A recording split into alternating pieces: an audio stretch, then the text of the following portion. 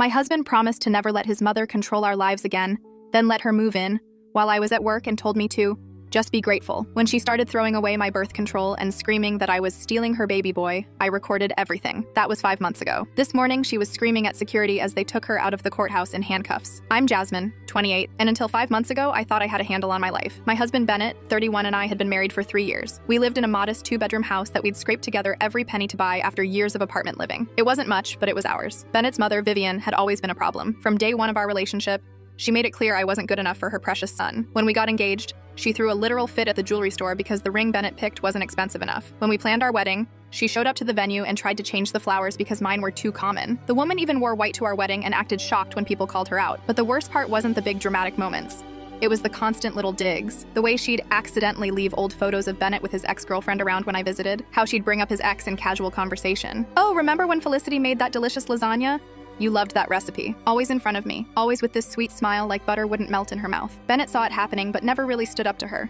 He'd make excuses. That's just how she is. She means well. She's getting older. Cut her some slack. The classic mama's boy responses that made my blood boil. Things came to a head about 6 months ago during Easter dinner. Vivian had insisted we come to her house instead of hosting at ours like we'd planned. The whole meal was a disaster. She forgot I was vegetarian and made nothing I could eat except dinner rolls. She spent the entire time talking about how Bennett needed to find a woman who could cook like his grandmother did. Then she started in on kids. When were we having them? Why were we waiting? Didn't I know Bennett would make such a wonderful father? She actually reached over and patted my stomach while saying, "There's plenty of room in there for a grandbaby." I lost it. Told her to keep her hands off me and that our reproductive choices were none of her business. She burst into tears, claiming I was being cruel to an old woman who just wanted grandchildren. Bennett took her side, saying I was overreacting. The drive home was silent until Bennett finally said, "You didn't have to embarrass her like that." That's when I told him I was done. Done with the visits, done with the phone calls, done pretending his mother's behavior was acceptable. If he wanted to keep playing the dutiful son, fine, but I was out. We had our biggest fight ever that night. I told him I felt like I was married to both of them. Not just him. He accused me of being jealous of his relationship with his mother. I pointed out that healthy mother-son relationships don't involve the mother trying to sabotage the son's marriage. Finally, around 2 a.m., Bennett broke down. He admitted his mother had always been controlling and that he was scared of standing up to her because she'd threatened to cut him off. Not financially, but emotionally. The whole, "if you really loved me, you'd do this" manipulation that had worked on him since childhood. He promised things would change. He'd set boundaries. He wouldn't let her interfere in our marriage anymore. We'd limit visits to major holidays only. And if she started her usual behavior, we'd leave immediately. For a few months, it actually worked. Bennett started screening her calls instead of answering every time she rang. When she tried to invite herself over for dinner, he told her we already had plans. When she asked why I looked tired at a family barbecue and suggested I might be pregnant, Bennett shut it down immediately. I thought we'd turned a corner. I was actually starting to feel hopeful about our marriage again. Then Bennett lost his job. He'd been working as a sales manager at a furniture store for 4 years. The company was family-owned and had been struggling with competition from online retailers. They had to lay off half their sales staff, including Bennett. He took it hard, really hard. Started sleeping until noon, spending hours on the couch watching TV, barely showering. I tried to be supportive while also carrying the full financial load on my administrative assistant salary. It wasn't easy, but I figured we'd get through it together. That's when Vivian started calling constantly. How was he doing? Was he taking care of himself? Maybe he should move back home temporarily while he got back on his feet? I could visit on weekends. Bennett always assured me he told her no. He was fine. We were handling it. He'd find another job soon. What I didn't know was that she was wearing him down during the hours I was at work, showing up with groceries and staying to clean the house, cooking elaborate meals and leaving them in our fridge, always with little notes about how much she loved him and wanted to help. The manipulation was subtle but constant. She'd mention how expensive groceries were getting and how worried she was about us struggling. She'd bring up the spare bedroom in her house that was just sitting empty. She'd talk about how nice it would be to have someone to cook for again, now that she was living alone. 3 months after Bennett lost his job, I came home from work to find Vivian in my kitchen, wearing an apron I'd never seen before, cooking dinner. "Surprise!" she said, beaming at me. "I'm moving in to help out while Bennett gets back on his feet." I looked around frantically for Bennett and found him in the living room, avoiding eye contact. He looked like a guilty child who'd been caught breaking something. "What is she talking about?" I asked him directly. "It's just temporary," he said, still not looking at me. "Until I find work. She's offering to help with expenses and cooking and stuff. It makes sense." I felt like the floor had dropped out from under me. After everything we'd discussed, after all his promises about boundaries and not letting her control our lives, "We need to talk," I said, privately. "Oh, don't mind me," Vivian chirped from the kitchen. "I'll just finish up dinner. We're having pot roast, Bennett's favorite." The conversation that followed was awful. Bennett had been planning this for weeks without telling me. Vivian had offered to pay half the mortgage and utilities while she stayed with us. She'd help with household tasks so I wouldn't be so stressed. It was a win-win situation. When I pointed out that she'd literally moved her stuff into our spare room without asking me, Bennett got defensive, said I should be grateful someone was willing to help us, that I was being selfish by putting my comfort above our financial survival. "She's your mother, not mine," I said. "I didn't sign up to live with her. It's my house too," he shot back. "And she's family." "I'm your family," I said. "I'm your wife. I should have had a say in this decision." That's when he said the words I'll never forget. "Just be grateful, Jasmine." She's trying to help. I went to bed that night feeling completely betrayed, but I told myself it really would be temporary. Bennett would find work, Vivian would move out, and we'd go back to our normal life. I was so naive. The first week wasn't terrible. Vivian kept to herself mostly, staying in the spare room or the kitchen. She cooked dinner every night, which I had to admit was nice after long days at work. She did laundry and cleaned the bathrooms without being asked. But little things started happening. My coffee creamer disappeared and was replaced with the kind Vivian preferred. The living room furniture got rearranged to better accommodate family time. My vegetarian options in the fridge got pushed to the back to make room for meat dishes. When I mentioned these things to Bennett, he brushed them off. She was trying to contribute to the household. I should appreciate the help instead of looking for problems. Week 2 was when she started commenting on my schedule. Why did I leave for work so early? Why did I stay late some days? Shouldn't I be home to have dinner with my family? She started leaving passive-aggressive notes. Dinner was ready at 6, but it's cold now. Bennett seemed lonely eating by himself again. Maybe you should take some vacation time to spend with your husband during this difficult period. Bennett supported her. Said maybe I could adjust my hours to be home more, that it was important for us to eat together as a family, especially while he was struggling with unemployment. I reminded him that my job was currently paying all our bills, including the food his mother was cooking for these family dinners. Just try to be more flexible, he said. She's making an effort. Week 3 was when she started going through my things. I came home to find her in our bedroom holding up one of my dresses. This is quite short, isn't it?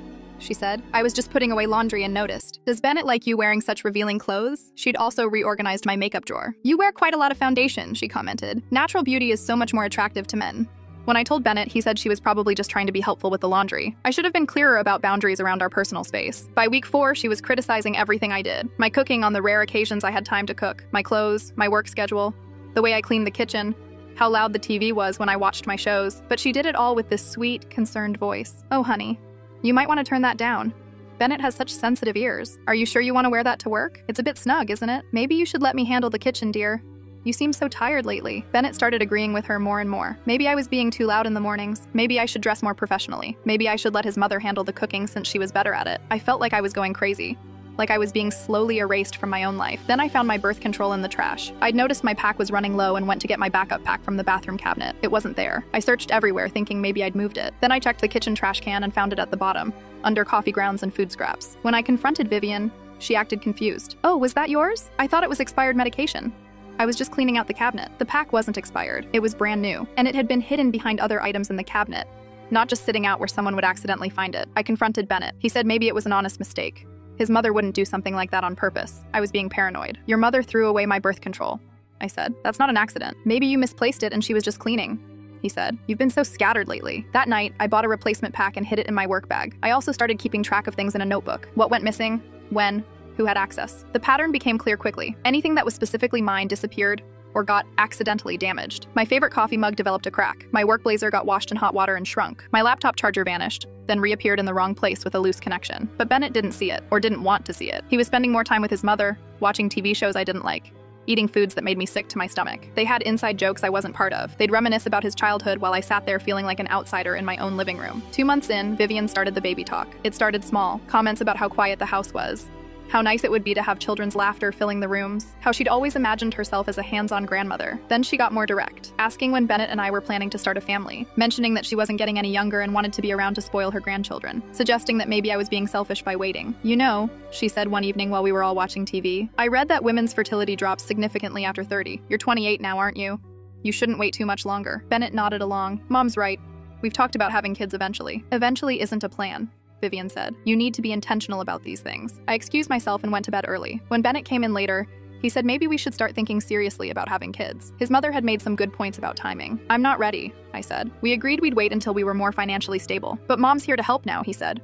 She could watch the baby while you work. It would be perfect. The idea of Vivian raising my child while I worked to support everyone made me physically ill. That's when I started finding evidence that someone was messing with more than just my stuff. My birth control pack was missing pills. Not the ones I'd taken, but extras from different days. Like someone was trying to make it less effective without me noticing. I confronted Vivian directly. She denied everything, said I was being paranoid and accusatory. When Bennett came home, she was crying. Told him I'd accused her of trying to sabotage my birth control and demanded to know why his wife was being so cruel to her. Bennett was furious with me. Said I was taking my stress out on his mother, who was just trying to help our family. That I owed her an apology. She's been throwing away my birth control and messing with my pills, I said. That's insane, he said. Why would she do that? Because she wants grandchildren and doesn't care if I'm ready or not. You're paranoid, he said.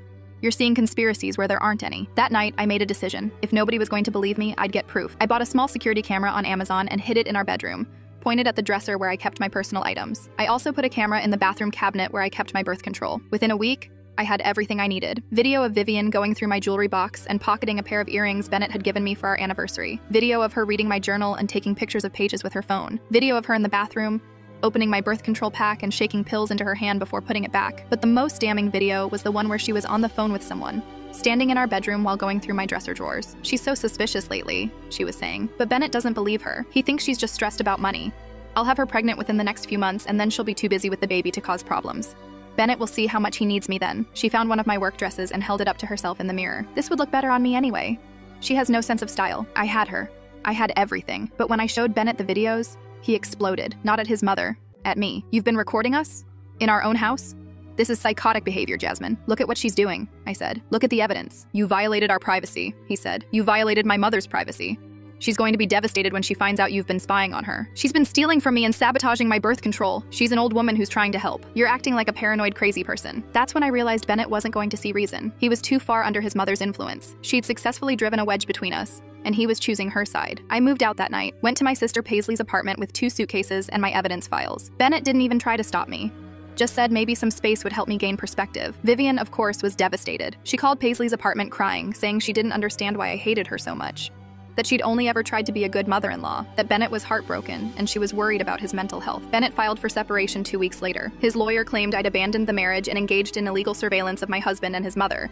They wanted me to delete all the videos and sign a non-disclosure agreement about Vivian's behavior. My lawyer, a sharp woman named Helena, laughed when she read their demands. "They're scared of what you have," she said. "This is exactly the kind of evidence that shows a pattern of harassment and manipulation." The divorce proceedings got ugly fast. Bennett claimed I'd been emotionally abusive to his mother, creating a hostile living environment and attempting to isolate him from his family. Vivian provided a written statement detailing my erratic and paranoid behavior, but Helena was thorough. She subpoenaed Bennett's phone records and found hundreds of texts between him and his mother, planning strategies to get me pregnant and make me more dependent on them. She got security footage from local stores showing Vivian following me during my lunch breaks, documenting where I went and who I talked to. The most damaging evidence came from Vivian's own phone. She'd been so confident in her manipulation that she'd documented everything in text messages to her friend Dolores. Messages about how she was going to get that girl out of Bennett's life one way or another, how she was working on getting some grandbabies to keep Bennett focused on family instead of that career woman. There were even messages about specific tactics. I threw away another pack of her pills today.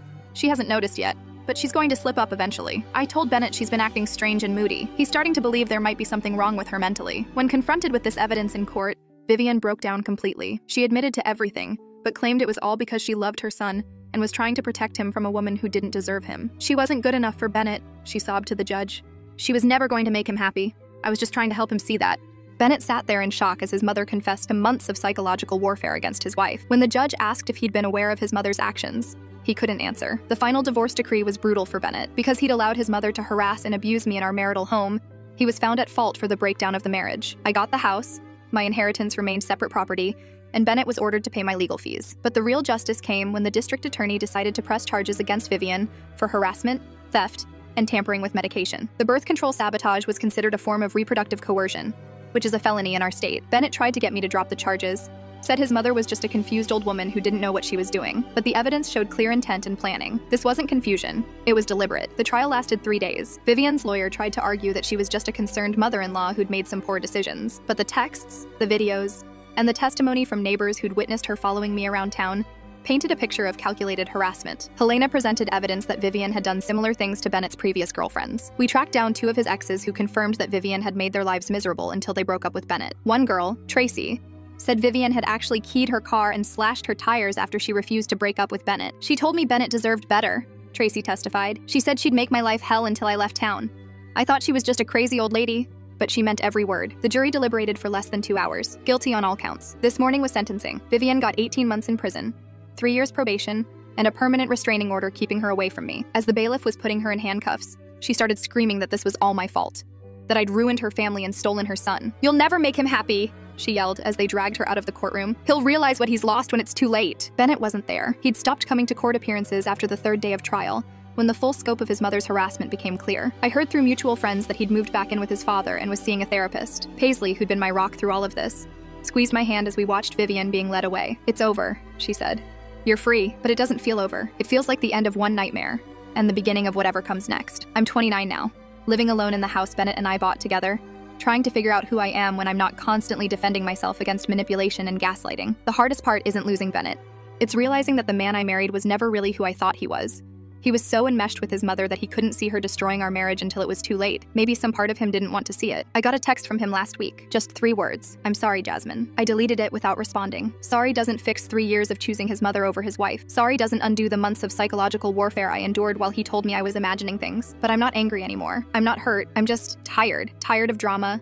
Tired of fighting. Tired of having to prove that my reality is real. Tomorrow, I start therapy with a specialist in narcissistic abuse. Helena recommended her, said she helps people rebuild their sense of self after systematic gaslighting. I'm looking forward to it. I'm also looking forward to simple things. Coming home to a house that stays the way I left it. Eating what I want for dinner without someone commenting on my choices. Wearing whatever clothes make me feel good without worrying about someone else's approval. Last week, I threw away every single item in the house that reminded me of Vivian. The apron she wore while cooking in my kitchen, the decorative pillows she bought to brighten up the living room, the air freshener she put in the bathroom that gave me headaches. I repainted the spare room where she lived, bright yellow walls instead of the beige she preferred. I bought plants for every window and hung artwork that makes me smile. I'm slowly turning this house back into my home. The security cameras are staying up though. Not because I'm paranoid, but because I learned the hard way that sometimes the people closest to you are the ones you need to protect yourself from. And if anyone ever tries to throw away my birth control again, I'll have it all on video. Some people think I went too far by pressing criminal charges against an elderly woman. They say family problems should be handled privately, that I destroyed Bennett's relationship with his mother out of spite. But those people weren't living my life for those 5 months. They weren't having their medication sabotaged and their belongings stolen. They weren't being gaslit into believing their own experiences weren't real. Vivian made her choices. Bennett made his choices. I made mine. I chose myself. And for the first time in years, that feels like enough. 3 months have passed since the sentencing, and I'm starting to believe that this quiet life might actually stick. The house feels different now. Lighter somehow. I painted the kitchen a soft green and hung up photos of my friends and family, the people who actually supported me through hell, but peace never lasts as long as you hope it will. Last Tuesday, I was getting ready for work when my phone started buzzing with notifications from my security app. Motion detected at the front door, then the back door, then the side window. I pulled up the camera feed and saw Bennett standing on my porch, holding a large manila envelope. He looked terrible, thinner than I remembered, with dark circles under his eyes. His hair was longer and unkempt. I watched him pace back and forth for a few minutes, then finally ring the doorbell. I ignored it. He rang again, then started knocking. "Jasmine, I know you're in there," he called through the door. "Please, I just need 5 minutes. I have something you need to see." I stayed upstairs, watching through the camera as he left the envelope on my doorstep and walked back to his car. He sat there for almost an hour, like he was waiting for me to come out. Finally, he drove away. The envelope contained a thick stack of papers, medical records, psychiatric evaluations, and a handwritten letter from Bennett that was 15 pages long. The medical records were Vivian's. Apparently, she'd been diagnosed with early-onset dementia 2 years ago, around the time Bennett and I got married. The psychiatric evaluation was from the prison, detailing her rapid cognitive decline and recommending immediate medical intervention. Bennett's letter was rambling and desperate. He said he'd known about his mother's diagnosis, but had hidden it from me because he was afraid I'd leave him if I knew he'd eventually have to be her caregiver. He said her behavior toward me had been getting progressively worse because the dementia was affecting her impulse control and judgment. He claimed he'd been protecting both of us by not telling me the truth, that he thought he could manage her condition while keeping our marriage intact, that he was sorry for not seeing how bad things had gotten. The letter ended with a plea for forgiveness and a request to meet in person to discuss our future. I read it 3 times, feeling my anger build with each pass. Even now, even after everything, Bennett was making excuses. His mother's dementia might explain her behavior, but it didn't explain his. Dementia didn't make him choose her over me repeatedly. Dementia didn't make him dismiss my concerns and call me paranoid. I was still processing all of this when Helena called. Vivian's lawyer had filed an appeal based on the dementia diagnosis, claiming she wasn't competent to stand trial. There would be another hearing in 2 weeks. "This doesn't change anything about your divorce or the restraining order," Helena assured me. "But they might try to reduce her sentence or move her to a medical facility instead of prison." That evening, Paisley came over with Chinese takeout and wine. I showed her Bennett's letter and the medical records. "So he's claiming ignorance?" she said, scanning the pages. "That he had no idea his mother was deliberately trying to destroy your marriage? Apparently her brain tumor made her do it," I said, taking a long sip of wine. "And he was just trying to protect both of us by lying about everything." Paisley set down the papers and looked at me seriously. "Jasmine, even if she has dementia, that doesn't excuse months of planned harassment. Those text messages to her friend weren't confused ramblings. They were calculated strategies." She was right. I'd been thinking the same thing. Dementia might explain impulsive behavior or confusion, but Vivian's actions had been too organized, too purposeful. She'd hidden her activities from Bennett while documenting them to her friend. She'd lied convincingly when confronted. Those weren't the actions of someone who didn't understand what she was doing. The next morning, I called Dr. Peterson, a neurologist friend of my sister's who specialized in dementia cases. I explained the situation and asked if he'd review Vivian's medical records. "Early-onset dementia doesn't typically present with this kind of organized deceptive behavior," he said after reading through everything. "If anything, patients usually become more trusting and less capable of sustained deception. The behavior you're describing sounds more like personality disorder symptoms that might be exacerbated by cognitive decline." He agreed to serve as an expert witness if Helena needed one for the appeal hearing. Bennett started showing up at my house more frequently. never getting out of his car, just sitting across the street watching. My security cameras caught him there every few days, sometimes for hours. I documented everything and sent it to Helena. Then he started leaving things. Flowers on my porch, cards under my windshield wipers, a gift basket with a note saying he'd been going to therapy and was ready to work on our relationship. Each item went straight into the trash, but I photographed everything first. The restraining order from Vivian didn't cover Bennett, but his behavior was starting to feel threatening. 2 weeks after the first envelope, he left another one. This time, it contained printouts of text messages between him and Vivian from before she moved in with us. Messages where he explicitly told her not to interfere in our marriage, where he set boundaries about respecting my space and belongings. The messages painted a different picture than what I'd experienced. They showed Bennett trying to control his mother's behavior, at least initially, but they also showed how quickly he'd given in when she pushed back. One exchange stood out. Bennett: "Mom, you can't just rearrange Jasmine's things. It's her house too." Vivian: "I'm just trying to make it more homey. She should appreciate having someone who cares about creating a warm environment." Bennett: "Just please try to respect her space, okay?" Vivian: "Fine. But don't blame me when she realizes she doesn't know how to make a house feel like a home for a man." Bennett: "What's that supposed to mean?" Vivian: "Nothing, sweetheart. I just want you to be happy." And that was it. No follow-up. No enforcement of boundaries, just Vivian's subtle manipulation followed by Bennett's silence. The pattern repeated throughout their messages. Bennett would express concern about his mother's behavior. She'd deflect or make passive-aggressive comments about me, and he'd drop the subject rather than confront her directly. I could see how it had happened. Bennett hadn't been maliciously choosing his mother over me. He'd been trying to keep peace with both of us and failing miserably, but the end result was the same. I'd been left to deal with Vivian's escalating harassment while my husband remained willfully blind to what was happening. The appeal hearing was scheduled for a Thursday morning. Helena and I arrived early to go over our arguments. The courtroom was smaller this time, just for procedural matters rather than a full trial. Bennett was there, sitting in the back row with an older man I assumed was his father. He looked even worse than he had on my porch, like he hadn't been sleeping or eating properly. When our eyes met, he mouthed, "Please," and gestured toward the door, asking me to talk to him. I turned away. Vivian was brought in wearing prison scrubs and shackles. The months in custody had aged her dramatically. Her hair was completely gray now, and she moved slowly, like she was confused about where she was. Her new lawyer, a young public defender named Marcus, argued that his client's dementia made her previous legal representation inadequate. She hadn't been competent to understand the charges against her or participate in her own defense. The original conviction should be overturned, and she should be transferred to a medical facility for treatment. Helena countered with Dr. Peterson's evaluation and examples of Vivian's organized deceptive behavior. This wasn't random confusion, she told the judge. The defendant planned and executed a systematic campaign of harassment over several months. She hid her activities from her son while documenting them to friends. These are not the actions of someone who doesn't understand right from wrong. The judge reviewed all the evidence, including Vivian's text messages and the video recordings I'd made. He asked several questions about the timeline of her diagnosis versus her behavior toward me. Finally, he rendered his decision. While Vivian's dementia was a mitigating factor, the evidence showed she'd been competent enough to plan and conceal her actions. Her conviction would stand, but her sentence would be reduced to time served plus supervised probation in a memory care facility. As the bailiff was removing her shackles, Vivian looked directly at me for the first time since the trial. Her eyes were clearer than they'd been all day. "You destroyed my family," she said quietly. "I hope you're proud of yourself." Then the confused mask slipped back into place, and she let the guard lead her away. Outside the courthouse, Bennett was waiting by my car. I stopped short when I saw him, but Helena kept walking, creating a buffer between us. "Jasmine, please," he said. "Just give me 5 minutes. There are things you don't understand." "I understand plenty," I said. "Your mother terrorized me for months and you let it happen. She's sick," he said desperately. "She has been for years. I was trying to protect you from seeing how bad it was getting." "You were protecting yourself," I said. "You were protecting your comfortable relationship with mommy by sacrificing your wife." Bennett's face crumpled. "I never meant for things to go so far. I thought I could handle both of you, keep everyone happy." "Well, congratulations," I said.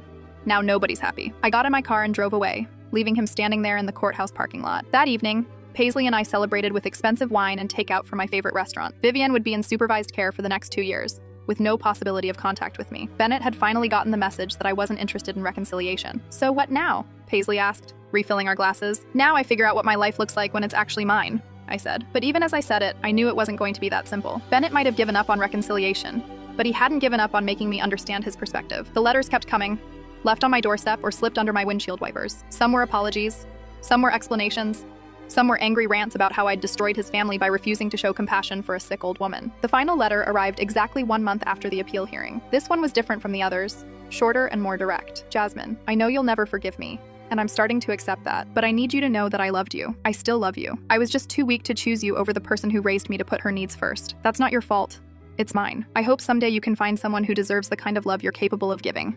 I wasn't that person, but someone will be. I'm going to stop writing now. You deserve peace. Bennett." I read it twice, then put it in the box with all the others. Evidence, just in case. But for the first time since this whole nightmare started, I felt like it might actually be over. 3 weeks later, Paisley called me at work with news she'd heard through mutual friends. Bennett had sold his father's house and moved across the country to Oregon. He'd gotten a job with a forestry service and was living in a small cabin outside Portland. Apparently, he told people he needed to start over somewhere nobody knew his story, she said. I felt a strange mix of relief and sadness hearing that. Relief that he was finally moving on. Sadness for the person I'd thought I married. That Bennett might have existed, but he'd been buried under years of manipulation and guilt from his mother. A month later, I got a package from a law office in Portland. Inside was the deed to our old house, signed over to me completely, and a check for $50,000, Bennett's half of the equity. The note from his lawyer was brief. Mr. Bennett has instructed me to transfer his interest in the marital home to you, along with his portion of the proceeds from refinancing. He asks that you not contact him to acknowledge this transfer. He considers this matter closed. I stared at the check for a long time. It was more money than I'd ever had at once, enough to pay off my student loans and still have a substantial emergency fund. It was also Bennett's way of saying goodbye for good. I deposited the check and used part of it to take Paisley on a vacation to Italy. Something I'd always wanted to do but never could afford. We spent 2 weeks eating amazing food, seeing historical sites, and not talking about divorce or dementia or manipulative in-laws. When I got back, I felt like I could finally breathe fully for the first time in over a year. I've been living in my house alone for 8 months now. I've redecorated every room, gotten rid of every piece of furniture that reminded me of my old life. I adopted a cat from the local shelter, a cranky orange tabby named Gus, who has no patience for anyone's drama. My therapist says I'm making good progress in learning to trust my own perceptions again. The gaslighting and manipulation left me doubting everything I experienced, but I'm slowly rebuilding confidence in my ability to see situations clearly. I started dating again last month. Nothing serious, just coffee dates and casual dinners with men who seem normal and healthy. It's strange learning to recognize green flags after spending so long identifying red ones. The man I'm seeing now, David, is a teacher at the local elementary school. He's kind and funny and refreshingly direct about his feelings. When I told him about my divorce, he listened without trying to fix anything or minimize what I'd been through. That sounds horrible, he said simply. I'm glad you got out of that situation. No questions about whether I'd tried hard enough to save my marriage. No suggestions that I should have been more understanding of my ex-husband's position. Just validation that what I'd experienced was wrong, and acknowledgement that I'd done the right thing by leaving. Last week, David asked if I wanted to meet his mother. I panicked for a moment, all the old fears rushing back, but then he said something that made me realize how different this was. She's excited to meet you, but I told her she needs to mind her own business about our relationship. She raised me to be independent, not to need her approval for every decision I make. The idea of dating someone whose mother sees his independence as a success rather than a threat was revolutionary. We're taking things slow, which suits me fine. I'm in no rush to merge my life with anyone else's. I like coming home to my quiet house and my cranky cat. I like making decisions without considering anyone else's opinion. I like the person I'm becoming when I'm not constantly defending myself. Sometimes I wonder what would have happened if Bennett had chosen differently, if he'd set firm boundaries with his mother from the beginning of our marriage, if he'd believed me when I told him what was happening, if he'd gotten her the help she needed without hiding her condition from me. But those questions don't keep me up at night anymore. The past is the past, and I can't change other people's choices. I can only make my own, and I choose to be happy. This morning, exactly 1 year after that awful anniversary dinner where my world fell apart, I woke up in my own bed, in my own house, with my own life stretching out in front of me like an empty canvas. For the first time in years, that doesn't feel scary. It feels like freedom. The security cameras are still up, and they're staying up. Not because I'm expecting trouble, but because I learned the value of trusting myself while also protecting myself. Sometimes the people who claim to love you the most are the ones who will hurt you the worst. Sometimes the person you marry isn't the person they really are underneath all the manipulation and family dysfunction. But sometimes, if you're very lucky and very strong, you get the chance to save yourself before it's too late. And sometimes, that's the greatest love story of all.